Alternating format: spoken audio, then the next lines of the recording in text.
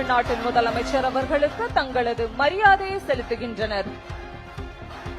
இந்த கம்பீரமான அணிவகுப்பிற்கு உங்கள் கரவொலியை வழங்குங்கள். இதோ உதவி ஆய்வாளர் திரு பி மாணிக்கம் மற்றும் பயிற்சியாளர் கருப்பையா அவர்களுடன் மோப்பனாய் ராக்கி மாண்புமிகு முதலமைச்சர் அவர்களுக்கு பூங்கொத்து வழங்கி தனித்துவமான வரவேற்பை அளிக்க வருகிறது. மனிதர்களுக்கு இணையாக கட்டளைகளை புரிந்து ஒழுக்கத்துடனும் அன்புடனும் செயல்படும் இந்த அற்புதமான தருணத்தை அனைவரும் கண்டு மகிழ்கிறோம்.